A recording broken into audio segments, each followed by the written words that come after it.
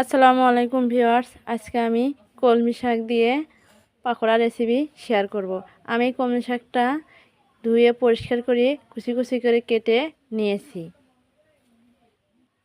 অনেকে শাক খেতে পছন্দ করে না, তারা এরকম পাকোড়া বানিয়ে খেতে পারেন। আমি এখানে এখন দিয়ে দেব পেঁয়াজ কুচি, এখন দিয়ে দেব মরিচ কুচি, এখন দিয়ে দিলাম স্বাদমতো লবণ, এখন দিয়ে দিলাম হলুদের গুঁড়া, মরিচের গুঁড়া, জিরের গুঁড়া।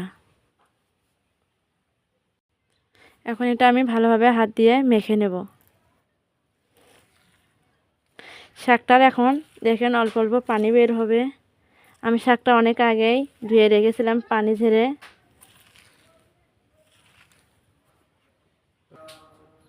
এখন দিলাম আদা রসুন বাটা দিয়ে আমি ভালোভাবে এটা মেখে নেব।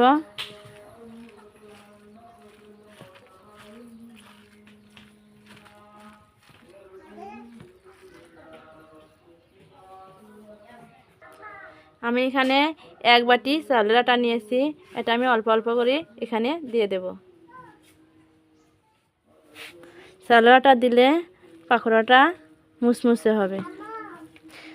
চালের আটা না থাকলে আপনারা বেসন অথবা ময়দাও দিতে পারেন।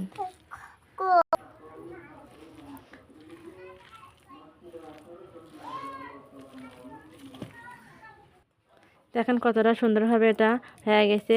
এটা যখন দেখবেন এরকম করে মুট করা যায়, তখন বুঝতে পারবেন যে এটা মাখা হয়ে গেছে।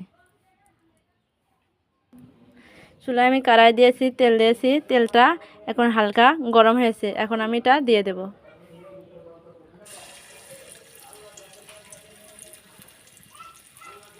হাইটে এটা ভাজা যাবে না, তাহলে উপরটা লাল হয়ে যাবে, ভেতরটা কাঁচাই থাকবে।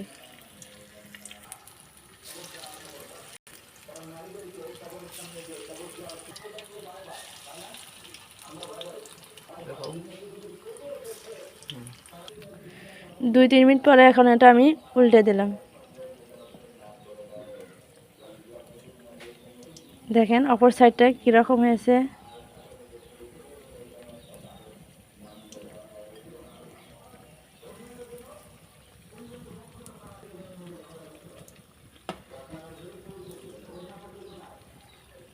সবগুলো উল্টানো হয়ে গেছে।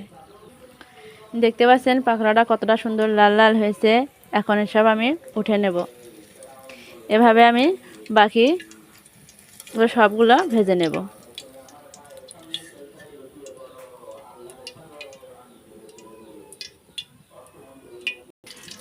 দেখতে পাচ্ছেন সবগুলো পাকোড়া এখন ভাজা হয়ে গেছে। আজকের রেসিপি এখানে শেষ। দেখা হবে অন্য কোনো রেসিপিতে। ধন্যবাদ, সবাই ভালো থাকবেন।